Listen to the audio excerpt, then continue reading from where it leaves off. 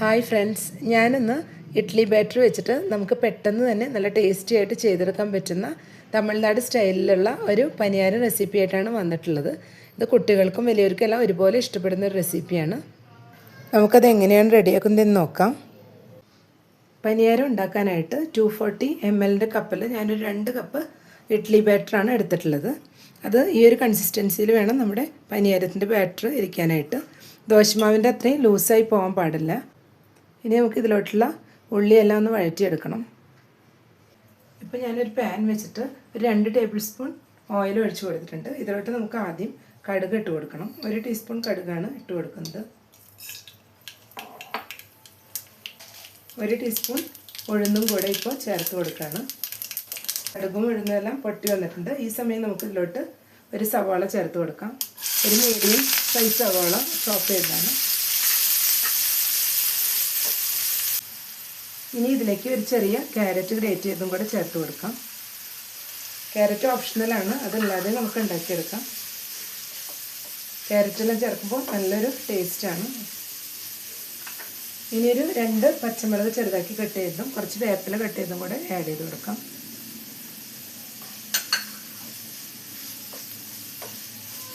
ഇത് ഓവറായിട്ട് വഴറ്റിയെടുക്കേണ്ട കാര്യമില്ല, ഇത് ജസ്റ്റ് ഒന്ന് വഴറ്റിയെടുത്താൽ മതിയാവും. ഇപ്പോൾ എല്ലാം കൂടെ വഴറ്റിയെടുത്തിട്ടുണ്ട്. ഇനി നമുക്കിത് ബാറ്ററിലോട്ട് ആഡ് ചെയ്ത് കൊടുക്കാം.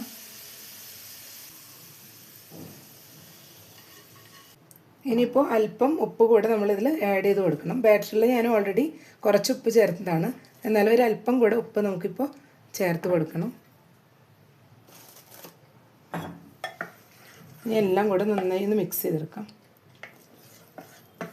ഇപ്പോൾ എല്ലാം കൂടെ നന്നായി തന്നെ മിക്സ് ചെയ്തെടുത്തിട്ടുണ്ട്. ഇപ്പോൾ നമ്മുടെ പനിയാരം ബാറ്റർ ഇവിടെ റെഡി ആയിട്ടുണ്ട്. ഈ ബാറ്റർ അധികം നേരം നമുക്ക് മാറ്റി വയ്ക്കേണ്ട ആവശ്യമില്ല. ഇത് മിക്സ് ചെയ്ത് അപ്പോൾ തന്നെ നമുക്ക് ഉണ്ടാക്കിയെടുക്കാം. പനിയാരം ഉണ്ടാക്കാനായിട്ട് ഞാനിവിടെ ഉണ്ണിയപ്പച്ചട്ടിയാണ് വെച്ച് കൊടുത്തിട്ടുള്ളത്. ഇതിലോട്ട് ഓരോ കുഴിയിലോട്ടും ഓരോ ടീസ്പൂൺ വെളിച്ചെണ്ണ ഒഴിച്ചു കൊടുക്കാം.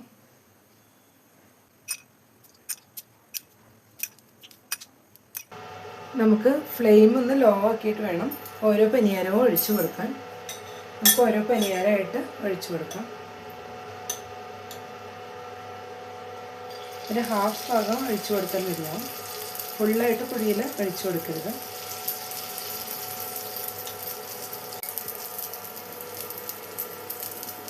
ഇപ്പോൾ എല്ലാ കുഴികളിലും പനിയാരം ഒഴിച്ചു കൊടുത്തിട്ടുണ്ട്. ഇനി ഇത് ഒരു സൈഡിൽ നിന്ന് മൊരിഞ്ഞ് വരുന്നവരെ നമുക്കൊന്ന് വെയിറ്റ് ചെയ്യാം. ഇപ്പോൾ നമ്മുടെ പനിയാരം ഒരു സൈഡോടെ മൊരിഞ്ഞ് വന്നിട്ടുണ്ട്.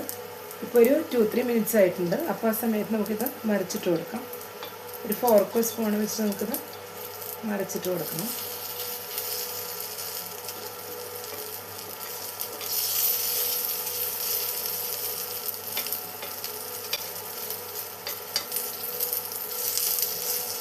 ഇപ്പോൾ എല്ലാ പനിയാരവും മറിച്ചിട്ട് കൊടുത്തിട്ടുണ്ട്. ഇനി നമുക്ക് ആ സൈഡും കൂടെ ഒന്ന് മൊരിഞ്ഞ് വരുന്നവരെ വെയിറ്റ് ചെയ്യാം. പനിയാരം ഉണ്ടാക്കുമ്പോൾ ഓവർ ഫ്ലെയിമിൽ നമ്മൾ വെച്ച് കൊടുക്കരുത്. അപ്പോൾ പെട്ടെന്ന് ഉള്ളൊന്നും വേവാതെ കരിഞ്ഞു പോകും. അതുകൊണ്ട് കുറഞ്ഞ ഫ്ലെയിമിൽ വെച്ചിട്ട് വേണം നമ്മളിതൊന്ന് ഉണ്ടാക്കിയെടുക്കാൻ. 2-3 മിനിറ്റ് കൂടെ ആയിട്ടുണ്ട്. ഇപ്പോൾ നമ്മുടെ പനിയാരം ഇവിടെ റെഡി ആയിട്ടുണ്ട്. നമുക്കൊന്നുകൂടെ ഒന്ന് മറിച്ചിട്ട് 2 സൈഡും ഒന്ന് ക്രിസ്പി ആക്കി എടുക്കാം. നമുക്ക് ഓരോന്നായിട്ട് എടുത്തിട്ടൊരു പ്ലേറ്റിലോട്ട് മാറ്റാം. ഇതുപോലെ ബാലൻസുള്ള മാവ് നമുക്ക് ചുട്ടെടുക്കാം.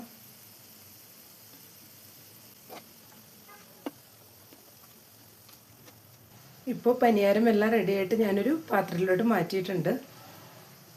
ഇനി നമുക്ക് പനിയാരത്തിൻ്റെ കൂടെ കഴിക്കാനായിട്ടുള്ള ഒരു ചട്നി റെഡിയാക്കി എടുക്കാം. ഞാനതിനായിട്ട് തേങ്ങ ചട്നിയാണ് ഉണ്ടാക്കുന്നത്. അതിനായി ഒരു മുറി തേങ്ങയാണ് എടുത്തിട്ടുള്ളത്. ഇതിലോട്ട് ഇനി ഒരു 5 പച്ചമുളക് ചേർത്ത് കൊടുക്കുന്നുണ്ട്. പച്ചമുളകെല്ലാം എരിവിനനുസരിച്ച് നമുക്ക് കൂട്ടിയും കുറച്ചും എടുക്കാവുന്നതാണ്. ഇനി ഒരു 5 ചുവന്നുള്ളി കൂടെ ആഡ് ചെയ്ത് കൊടുക്കാം. ഇനി ഒരു ചെറിയ പീസ് ഇഞ്ചി, ചെറിയൊരു പീസാണ് ചേർത്ത് കൊടുക്കുന്നത്. ഇനി ഒരു ചെറിയ പീസ് പുളി കൂടെ ആഡ് ചെയ്ത് കൊടുക്കാം.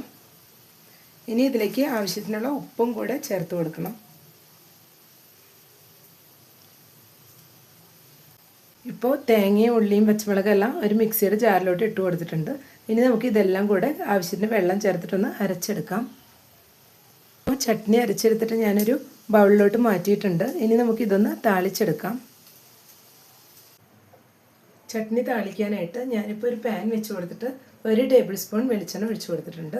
നമുക്ക് ആദ്യം ഇതിലോട്ട് കടുക് ഇട്ട് കൊടുക്കണം. 2 ടീസ്പൂൺ കടുക് ഇട്ട് കൊടുക്കാം.